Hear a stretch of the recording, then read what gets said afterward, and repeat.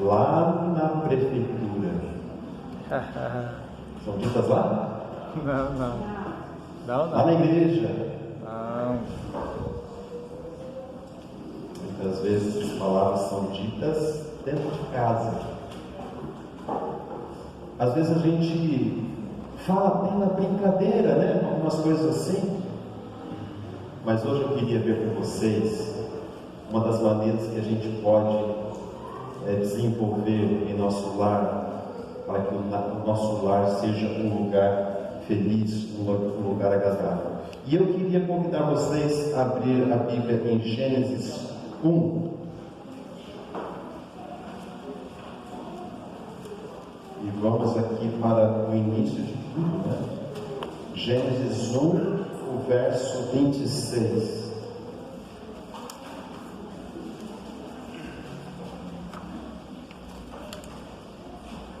Em diante, diz assim: também disse Deus: façamos o homem à nossa imagem, conforme a nossa semelhança.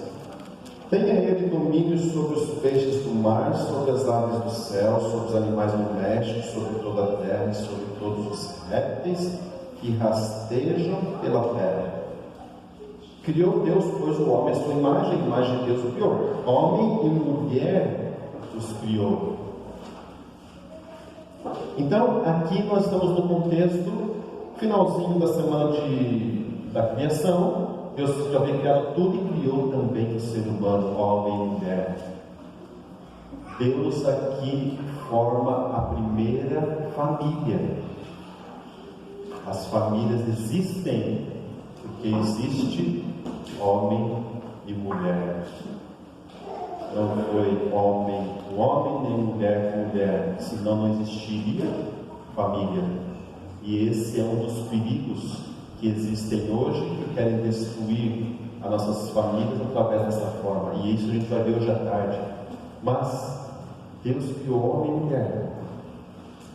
E o verso continua, no verso 28, diz assim: e Deus os abençoou. Ele disse: sede fecundos, multiplicai-vos, enchei a terra e sujeitai-a. Dominai sobre os peixes do mar, sobre as aves do céu e sobre todo animal que rasteja pela terra. Imagine aqui, gente, Deus criando o ser humano, e a primeira coisa que ele faz depois de criar o ser humano é o quê? Ele abençoa esse casal. O que é abençoar? Para pensar, o que é abençoar? A palavra abençoar, ela vem do termo no hebraico chamado barak, e do grego, o termo usado para abençoar é elogio. Se escreve assim, elogio. Essa palavra lembra o quê? Elogio. Elogio. Basicamente é isso. Abençoar. Aqui, Deus está abençoando o casal, e quando a gente abençoa, a gente está falando coisas boas para aquela pessoa. A gente está dizendo, está querendo que aconteçam coisas boas na vida daquela pessoa. Esses dias eu estava numa festa de aniversário de uma criança, adolescente de 12 anos. E estava meio frio, chegando tardezinha assim, esfriando, e tinha uma piscina no meio, mas só que ninguém estava tomando banho porque estava frio. E todo mundo já começando a colocar o seu casaco, quando aquele aniversariante, por um descuido, brincando com as crianças, deixou cair o casaco dele na piscina. Nessa hora veio o pai de lá, gritando: seu burro, o que você fez? Olha só, como você não consegue fazer nada direito? Por que você fez isso? Agora como que você vai vestir agora a camisa vai ficar passar frio? E ficou um negócio constrangedor na festa, um negócio assim, criou um clima chato. Justamente com o aniversariante, o pai gritando daquela maneira e falando aquilo. E eu fiquei pensando, como que de repente será ou seria o futuro dessa criança? Ouvindo constantemente o pai o tratar assim e falar isso para ele. Será que ele iria conseguir no futuro talvez acreditar em alguma coisa de si mesmo, que ele conseguisse fazer alguma coisa, ou ele teria de repente já algum medo de fazer alguma coisa que pudesse fazer no futuro? Será que o pai estava ajudando ele a criar uma segurança para a sua vida, ou estava ajudando a criar um filho talvez inseguro para a vida? Aí eu faço uma outra pergunta: esse pai, ele estava preocupado com o filho? Ué, mas ele não estava preocupado com que o filho passasse frio ali?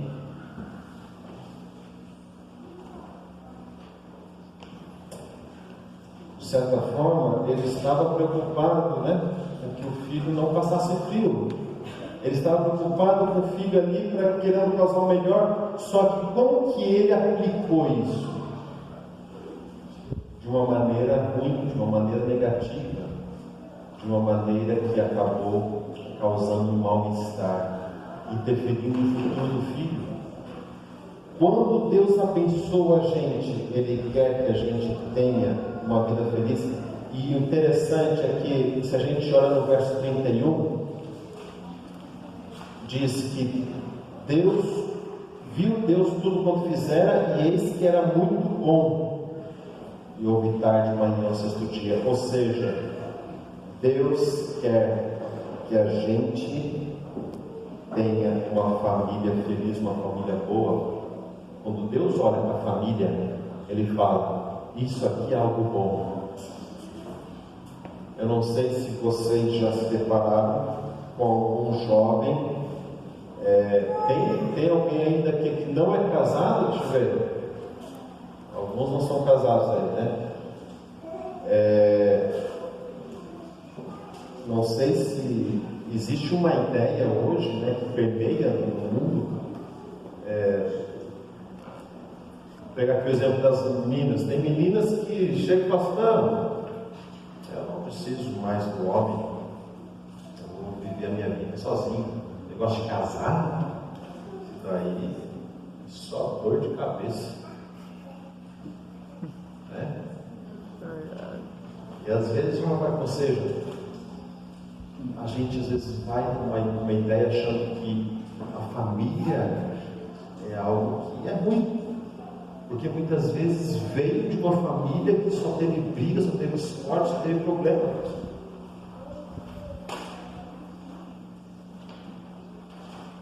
Mas Deus está nos falando assim, família é uma coisa boa e é uma bênção. Não somos todos obrigados a ter que casar. O próprio apóstolo Paulo falou, né? Aconselhou: se não for casar, maravilha, porque vai ser até melhor para você se dedicar nas coisas de Deus. Mas se casar também, formar a família, maravilha, vai ser uma bênção.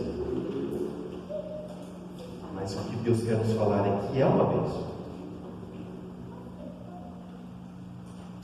Não sei se você está pensando aí assim. Você não conhece lá em casa, não sabe como é que é. Lá não é tanta bênção não. Lá é complicado, é difícil. Será que é assim? E talvez a gente poderia se fazer a pergunta: por que então está sendo difícil? Por que é complicado? E o sermão de hoje que eu queria que a gente saísse daqui pensando é justamente nisso. Será que nós temos abençoado o nosso cônjuge? Será que nós temos abençoado a nossa família? Mas como que a gente pode abençoar? O que é o contrário de abençoar? Amaldiçoar. amaldiçoar. E o que é amaldiçoar? Mal, né? O mal, né? Falar mal. A gente vai dar. Abram em Romanos, capítulo 12.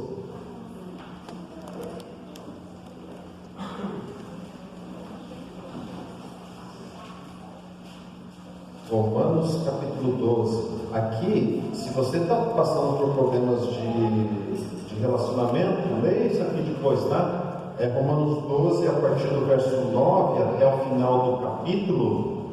Você vai ter valiosas dicas aí. Mas eu quero ler aqui, especialmente, o verso 14. Diz assim: abençoai aos que vos perseguem, abençoais e não amaldiçoeis. Ou seja, abençoar, a palavra do original hebraico, do grego, é falar bem. Agora, se a gente fala mal, a gente está amaldiçoando. Essas frases que eu falei aqui no início. E aí vem a pergunta: que frases que a gente tem falado, tem saído da nossa boca? Sabe, um dia Deus também chegou para Abraão. Ele chegou para Abraão e deu um recado. Vamos lá para Gênesis capítulo 12. Vamos ver aqui o que Deus falou para Abraão. Gênesis 12, o verso 2.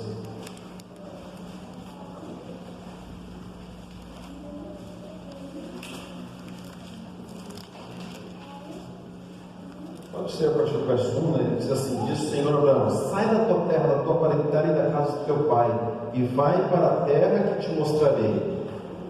De ti farei uma grande nação, e te abençoarei, e te engrandecerei o nome. E aqui está o mandado: se tu uma bênção. Seja você uma bênção.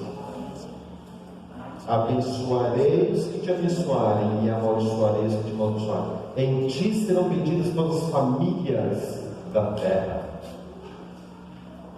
A ordem que Deus deu para Abraão foi: seja você uma bênção. Saia daqui nesta manhã dando uma resposta para essa pergunta. Você e eu estamos sendo uma bênção dentro de casa? E como que eu posso ser uma bênção? Falando palavras de ânimo, de carinho, de atenção, elogiando, falando bem. Ou será que a gente apenas, sabe, tem algumas brincadeiras que às vezes, principalmente os homens fazem, e que a mulher até ri? Mas será que ela está gostando realmente? Será que aquilo está enobrecendo? Será que está sendo uma coisa que ela está se sentindo bem? E vice-versa também, né? Existem algumas observações que às vezes as mulheres fazem. Às vezes o irmão faz com o outro, o filho faz com o pai, e assim por diante. Nós estamos sendo uma bênção. Ser uma bênção é falar coisas boas para os outros. Eu acho demais essa ideia que Jesus falou. Jesus, uma vez, numa discussão sobre o que contaminava o ser humano, os judeus lá começaram a falar que: Jesus, os teus discípulos eles estão lavando, eles estão comendo sem lavar a mão, eles vão se contaminar. Mas Jesus chegou para eles e falou assim: olha, vocês querem saber de uma coisa? Vocês sabem o que contamina o homem, o ser humano? E ele falou assim: o que contamina é o quê? É o que sai. Mas como assim o que contamina o homem que sai da boca? Se está saindo já não está mais contaminando, como que vai contaminar? Ou esse verso é algo interessante, está lá em Mateus. Vamos ler esse verso, Mateus 15.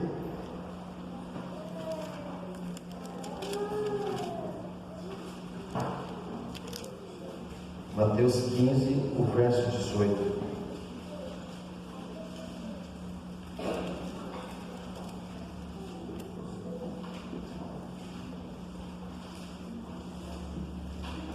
Ou vamos partir do verso 15, né?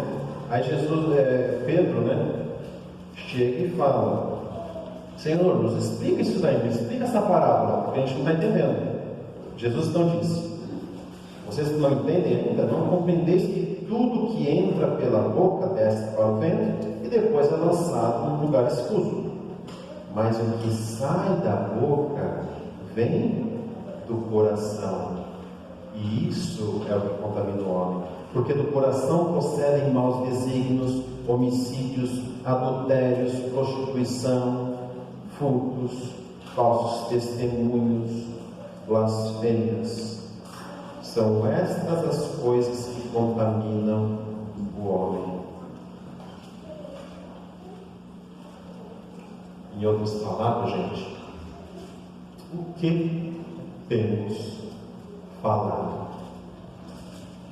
O que sai da nossa boca?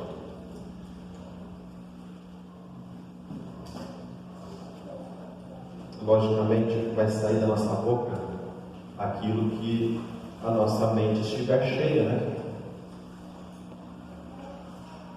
E o que a gente tem colocado para dentro da nossa mente? O que a gente tem visto, ouvido, o que nós temos feito na maior parte do tempo? Como que está a nossa vida nesse sentido? Eu tive também a oportunidade, como acho que a grande maioria de vocês sabem, de fazer psicologia, e também tive a oportunidade de fazer mestrado em psicologia, e a minha professora lá no mestrado, naquele ano que eu fiz, ela tinha ganhado a livre docência em comportamento verbal. E uma das coisas que ela falava, a tese dela era o seguinte: aquilo que a gente fala nos influencia. Não vai apenas influenciar o outro, mas vai influenciar a gente. Por isso que, em muitos casos, a psicoterapia acaba ajudando também, porque ali é a pessoa que está falando. E essa abordagem que eu uso, a abordagem comportamental, ela diz o seguinte: que enquanto uma pessoa chega na terapia, ela senta lá na frente do terapeuta, chega na frente do terapeuta, ela começa a falar o quê? Na primeira consulta, ela vai falar de coisas boas que ela produziu, maravilhosas, o que está dando de bom na vida. É isso que ela vai falar ou não? Não, né? O que ela vai falar? Sobre a queixa dela, sobre as coisas ruins, aquilo que não está dando certo, os problemas, as dificuldades. Então ela vai falando sobre isso. É a primeira sessão, a segunda sessão, a terceira, e assim vai indo. A pessoa vai falando. Mas chega um momento em que ela começa a perceber: poxa, mas isso daqui que eu estou falando, eu estou me ouvindo, mas poderia ser diferente. Então ela começa a perceber isso, ela começa a falar, então, as soluções daquilo que ela poderia fazer de diferente naquele caso. E o interessante, gente, é que quando a pessoa começa a falar isso, ela começa também a mudar. Ela começa a fazer também isso lá no seu dia a dia. Porque ela pensou, ela falou, e assim ela começa a agir de acordo com aquilo que ela falou então. Isso é tão real. Esses dias, no sábado, depois do culto, almoço na casa, né? E almoço de sábado na casa do adventista muitas vezes passa um problema, né? Porque ali começam a haver vários comentários de como foi o culto, né? E culto como aconteceu. E eu entrei numa dessa, gente. Eu de repente me peguei criticando, falando mal de. Ei, mas nossa, hoje de manhã, nossa, a pessoa lá. comecei a falar aquilo, na hora eu comecei a me sentir mal. Eu me senti mal, eu falei, nossa, mas estou falando isso aqui. Eu falei, quer saber de uma coisa? Não vou falar mal não. Eu vou procurar coisas boas que eu vou falar. E eu comecei então a falar coisas boas daquilo que eu tinha encontrado ali. E o impressionante que aconteceu com as minhas emoções. Comecei a me sentir bem. Comecei a me sentir melhor. Tem muita mulher, tem muito marido que critica a esposa ou critica o esposo. Ele, ela, não tem jeito. Ele age assim, ele não sei o que, não tem jeito. Eu faço minha parte, eu procuro fazer o melhor, eu faço isso, eu faço aquilo, e aí começa a falar, né? Mas ele ou ela, não tem jeito, ele sempre faz essa coisa de errado. Vou te dar uma dica. Experimenta começar a falar coisa boa dele ou dela. Porque se já faz a coisa ruim, o que vai adiantar você ficar repetindo? Procura falar coisa boa. Procura ver a coisa boa. Sabe por quê? Porque coisa boa atrai coisa boa. Quando a gente começa a abençoar, quando a gente começa a falar bem, impressionante como o ambiente muda. E até a pessoa, ela de repente vai levar um susto. Ela vai pensar, nossa, mas ela está falando bem de mim? Olha. E o camarada vai querer de repente viver de acordo com a altura das tuas palavras. Não era essa técnica que Jesus usava? Pensa bem. Olha quantas pessoas ficavam do lado de Jesus ali, na linguagem popular, né? Pessoas tranqueiras, né? Pessoas difíceis, briguentas, etc. Mas o que Jesus fazia?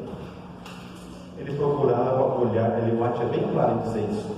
Ele procurava ver como que a pessoa seria, como que ela poderia ser, se ela se entregasse para Deus. Jesus olhava o potencial dela. Dessa forma, ele abençoava a vida dessas pessoas ao redor. Se a gente lembrar, por exemplo, como que foram os irmãos de Jesus? Como que eles tratavam Jesus? Era só na crítica, né? Eles olhavam para Jesus e falavam, ei, Jesus, o que ele está querendo se achar aí? Ellen White comenta que eles tinham inveja de Jesus, ciúme. Jesus está querendo assumir uma posição que ninguém chamou ele para assumir, não. Mas o que Jesus fazia? Cantava, louvava, tratava eles com amor. Que palavras que a gente tem que falar? Como que a gente tem abençoado a nossa família? Muitas vezes o resultado, a gente não tem alcançado o resultado positivo dentro de casa, não é porque o outro apenas é ruim. Concordo, tem pessoas que são ruins, mas de repente, porque você não tem procurado falar palavras boas.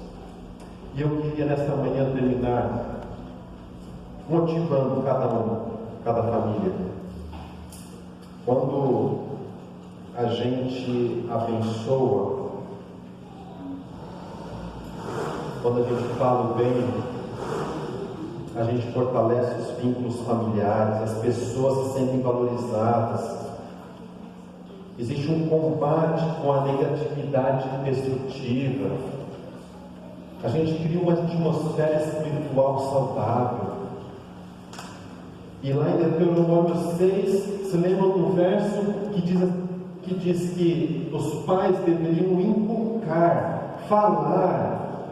Então chegar para o filho e falar, filho, parabéns por você ter feito. O que vai adiantar ele chegar e falar, filho, tirei 10, pai. Não fez mais que obrigação. Ou quando o filho tira 7. Ô filho, o que aconteceu aqui? Mas quando tira 10 não fala nada. Então valorize aquilo que o filho fez de certo, aquilo que o filho fez de melhor. Qual foi a última vez que você, vou falar aqui para os esposos, para os pais, que você se virou para sua esposa, olhou nos olhos dela, sem ficar olhando para o celular, ou qualquer outra coisa, olhou nos olhos dela, pegou nas duas mãos assim, ó, e sem gracinha ainda, né? Porque às vezes, você aqui, né? Tá? Não, sem gracinha, olhou sério, falou sério para nós. Você é. E aí? Vai. Né? Hã? E aí vai. Fala. Vai o quê, Ju? Vai falando. Qual foi a última vez? Vai elogiar. Que você se virou para ela e falou coisas boas. Ai, Jorge, mas ela tem um monte de coisa ruim. Tá, mas aqui agora nós vamos exercitar, então nós vamos fazer. E nós vamos começar pelo pai, pelo esposo. Tá? Porque é do pai que tem que vir, ele é sacerdote do lar. Ele é o que deve puxar os filhos da família para fazer os cultos familiares. Ele deve ser o que inicia. Se lembra lá que o pai, o esposo, é o representante de quem aqui nessa terra? De Cristo, de Jesus. E a mulher é a representação da igreja. Então Jesus é que deu o ato de amor, ele é que faz, entregou a vida. E a igreja responde. Então, nós vamos começar com os homens. Se você ainda não é pai, se você não está com a sua família aqui, se quiser se juntar com algum irmão, alguma irmã, alguém da igreja, para falar uma coisa positiva também para essa pessoa. Talvez você pense assim, puxa, essa pessoa tem um talento, essa pessoa tem uma qualidade, eu vou lá, vou dar um elogio, vou falar uma coisa positiva, né? E os filhos que estão aqui, fiquem juntos agora com o seu pai e com a sua mãe. E os filhos vão ouvir aquilo que o pai vai falar para a mãe neste momento, para a esposa. O Olívio vai colocar aqui uma música. Aquela música, Olívio, sobre o amor. Ok? Então todos os pais se levantam. Agora o pai se levanta. O esposo se levanta. E nós vamos. Eu estou cansado de ficar fazendo sermão só na teoria. A gente tem que ir para a prática, deixar de ficar só na teoria. E nós vamos colocar uma música. Essa música que fala com amor, fala que nós temos que testemunhar, fala que nós temos que seguir a lei que é o amor. Então agora você vai pegar aí nas mãos da sua esposa, a esposa pode se levantar. Cadê minha esposa aqui? O marido fica de frente com a esposa, os filhos ao redor. Os filhos têm que estar testemunhando isso. Se aquilo. Isso, ou sair. E marido, fale sério, mas fale palavras boas agora. Depois a mulher vai fazer o marido, tá? E depois vocês vão fazer para os filhos, falar coisas boas para os filhos. O que os filhos são? O que vocês querem que os filhos sejam? O que vocês querem que os filhos alcancem? E os filhos vão falar depois para os pais, aquilo que eles gostariam que os pais também tivessem na vida, o sucesso e assim por diante. Tá bom? A família agora, cada filho, cada filha, vai poder falar para o seu pai também depois de cada um falar. Vamos ter esses momentos aqui.